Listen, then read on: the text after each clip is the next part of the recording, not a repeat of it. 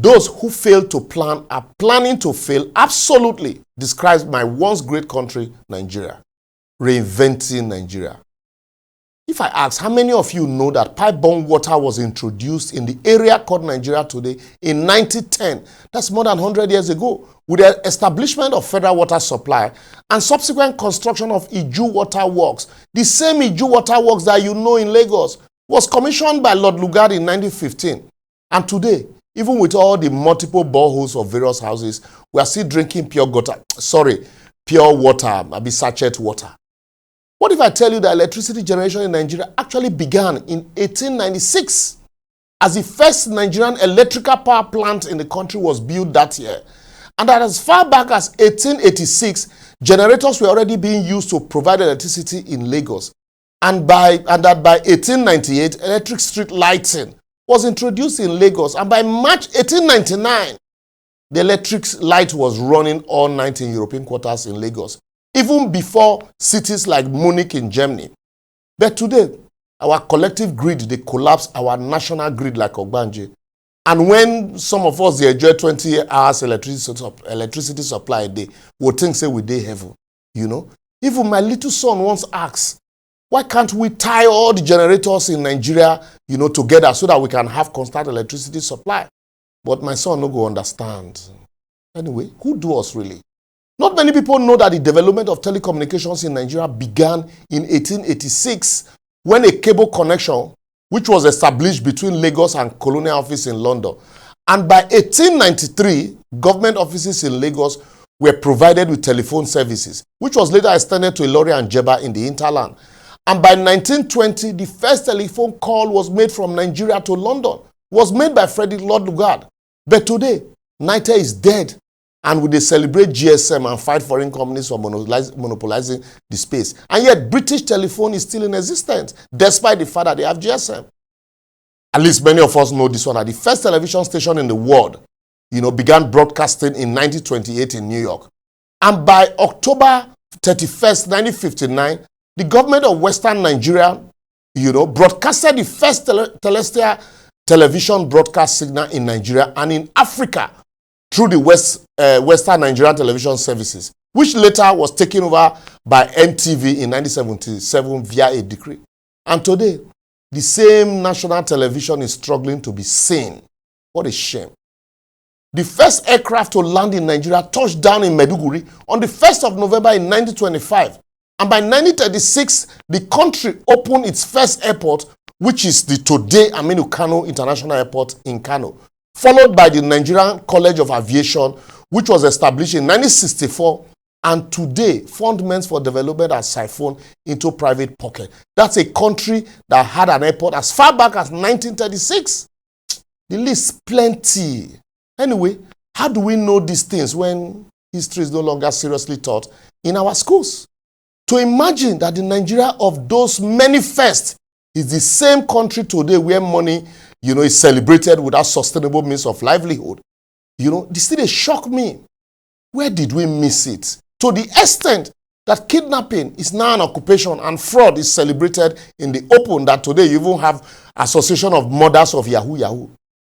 Is the problem really with the barber, the hair, or the clipper? Is it the people, the leaders, the followers alike, or the structure or the system of government? But before you answer that question, ask yourself, am I part of the problem or the solution of Nigeria? A lot of our leaders, political, religious, and otherwise, rather than invest in education and build industries as a means of sustaining employment and development, would rather build massive houses in their village these days. And, definitely, while they are alive, these houses become some meccas of salt and everybody visit them. But today, when a lot of them are gone, those houses will be occupied by roaches and reptiles. Will take over all of those places. And in some cases, their children, that they are primitively acquiring the asset for, will also be fighting to acquire their own, or in some cases will not even bother. And in other cases, they are lost abroad. So when I see politicians celebrating wealth by building big houses today and throwing monies at parties, I just remember that the luxuries of today are the necessities of tomorrow. The ones that came before them did the same thing. And how many people remember their once expensive vehicles and mansions? Today, these vehicles are antiquities. And those expensive houses, those days that we used to look at, are relics of ancient times. Remember, some persons killed to buy 504, but today the dash you no go take. I will therefore advocate, until we reinvent ourselves, that will in turn reinvent the country, we continue to recycle mediocrity as experts. Our leaders and followers should know that when you steal public funds to build houses, remember that someday the expensive property of today will become worthless tomorrow. But when you invest in building public infrastructure that will outlast your generation, you indirectly invest in people who someday will use this asset to empower themselves and others. Inevitable, even if you don't have kids, your name will not only live forever, but will be written in gold in the sand of time. Imagine 38 years after his demise, whenever we discuss free education in Nigeria, we call the names of Chief Obafemi Awolowo. We talk about the first television station in Africa, we call the same Chief Obafemi Awolowo. Yet, we can hardly remember some names of governors who paraded the landscape of Nigeria in 1999, or even their legacy. So remember, that expensive car that you kidnap or kill a fellow human to buy will someday be worthless. And also, remember, some of these old vehicles where we kill, die to buy those days. Today, if they dash you, no go want take.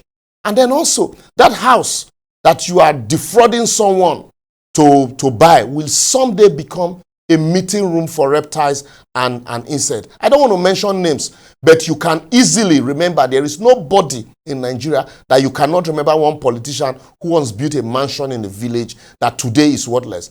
Those mansions you are collecting tithe and offering to build, in churches, will someday be owned by some different family members. So let us be circumspect, because no matter how you build, you can't build a house for God, because someday another person, another person go take him. We had big names that came before you. Invest in people, invest in your society, build infrastructure, and Nigeria will be better. Anyway, make a hanger here before the story becomes too long. Please, let's have your thought on our comment sections, on all our various social media platforms shown on your screen. Let's know what you think, whether we are right or not. But always remember whether you are part of the problem or the solution, and choose to be part of the problem or the solution and not the problem. For education is the best legacy any nation can bequeath to its citizens. For if we are all aware and sure that our brains will provide for our mouth, nobody will tolerate a Fulefu style of leadership in Nigeria. See you next week.